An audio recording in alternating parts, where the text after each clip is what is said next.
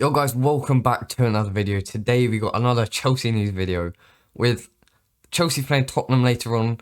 There's a few stories about that, a few stories about young players, Gilmour and Tino Anjorin, why they didn't go on loan at the end of the transfer window, and they're apparently reportedly in their team training with the first team for ahead of the Tottenham game.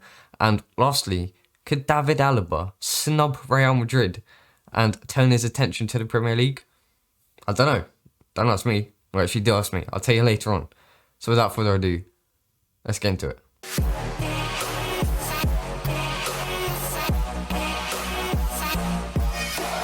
Yo guys, welcome back to another video. Starting off today with... So, I recorded the match preview, Chelsea versus Spurs. It's uploaded. If you haven't seen it already, go and check it out before the Spurs game. And also, I'll be posting out the official lineups as soon as they get announced. I recorded that literally a few minutes before Tuchel announced the injuries, as I thought there'd be no injuries, but yeah, I made a mistake.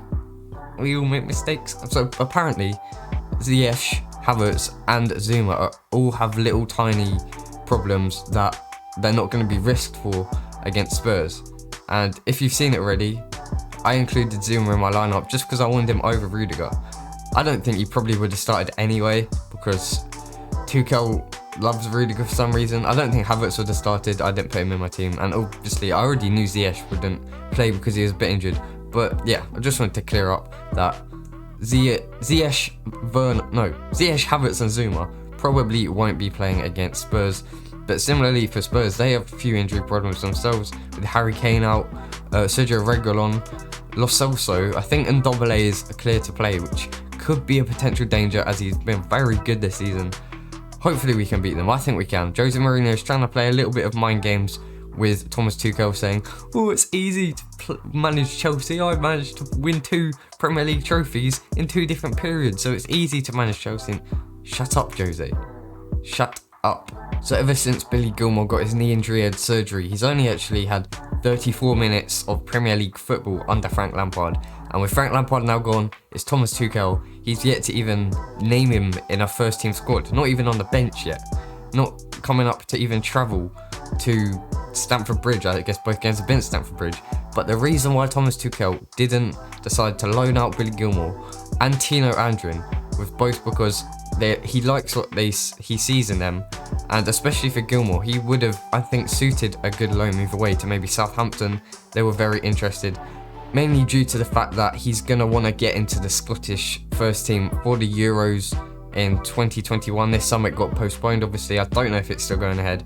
I heard that's going ahead with the Olympics, so I guess why not go ahead with the Euros. But yeah, I thought Gilmour would go out for a search of first team football, but Tuchel decided to keep him at the Bridge. Same with Tino Anjorin, both because he likes what he sees in them. I think that they could learn a lot from the likes of Jorginho. I guess Gilmour can base his game around Jorginho. He's already very good at passing. I think Gilmour's probably better than Jorginho, just needs to bulk up a little bit.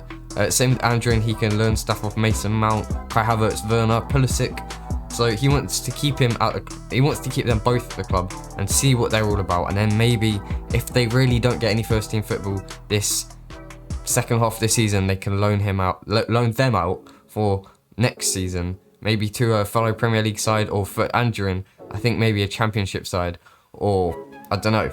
Maybe, I don't know how, we haven't seen Anjorin play in the Premier League yet. We've seen him play against Krasnodar, a few games in the FA Cup, Carabao Cup, I think. He hasn't really done much, but then I guess at the same time he's like 17, 18, so you can't really expect loads. He's been training with the Premier League. And moving nicely onto my third story today. Apparently Gilmour and Tino Anjorin have both been seen training with the first team ahead of the game against Tottenham Hotspur. It looks like with Ziyech and Havertz both ruled out with slight twinges for the Spurs game, it looks like Tuchel's gone for a little bit of, just a bit more squad depth, put Anjorin in the deep end, put him into the train with the first team. Same with Gilmour, he's been training with the first team for a while, but apparently they're both gonna not start either. I think they'll probably play on the bench. Maybe Gilmour, if we're winning like 2-0, 3-0 with 5 minutes remaining, he could come on, try and slow the tempo of the game down, control it at Chelsea's pace. Maybe next to Jorginho. I'd like to see that one day. Jorginho and Gilmour, both next to each other. just passing around, driving nicely. I'd like to see that actually. They're two possessional midfielders, and Anjorin, he's quite an exciting burst, full of energy, bursting attack. He can play on the wing, he can play as a number 10, he can play as a striker, I think I've seen, but he's probably better on the wing. He played it on the wing against Krasnodar, and maybe he can even come off the bench towards the end against Jose Mourinho's Tottenham Hotspur. Okay, so this Chelsea news video today has seemed a little bit of a quick one so far, but we've got a lot to talk about with David Alaba. In the summer, he's going to become a free agent, meaning any team can snipe him up for a price of $0, £0, €0, whatever currency you're using, 0 rupees, whatever. Nothing. All they need to pay is his wages every week.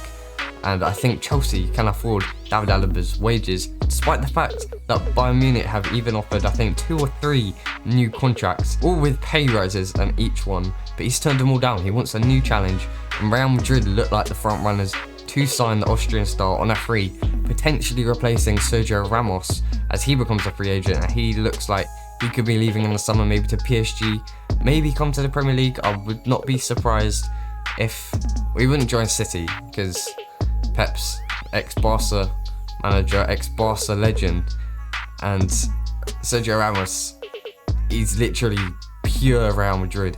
He could move away, I don't know. PSG look like a likely destination for him, I think.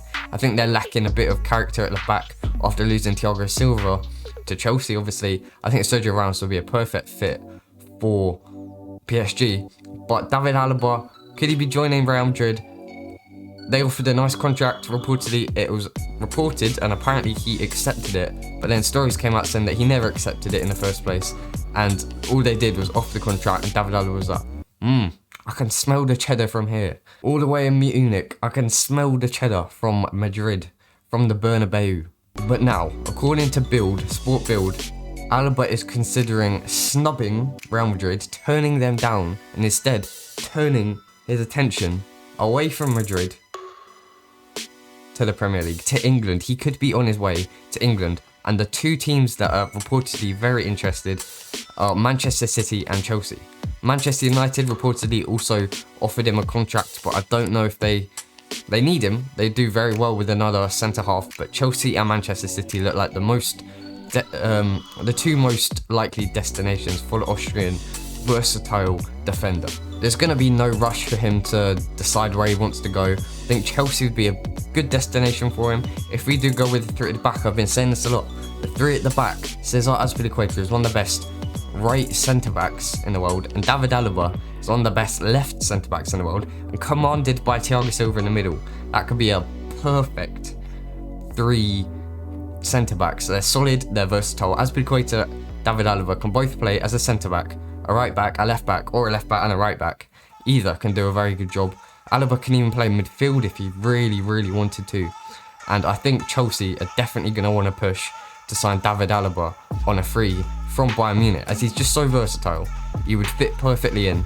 Like I keep saying, the 3 at the back formation, Azpilicueta on the right, you just heard me say this, Alaba on the left, Thiago Silva in the middle. That's a perfect defence. I think any team can win the Premier League with that team. Might be getting a bit carried away here, but that's a very good defence. Like I said, there's no rush for him to decide where he's going. He's got a good few months until his contract actually runs out. But what remains clear is Chelsea are definitely still in the hunt.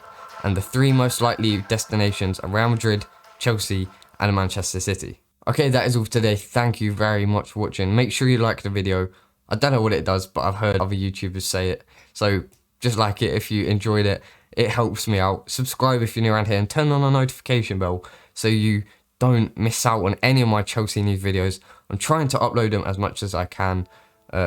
Pretty much every day I'm trying to do. And also the match review for the Chelsea versus Tottenham will be coming out as soon as my PC renders the video. Thanks for watching, and goodbye. Oh, my knee.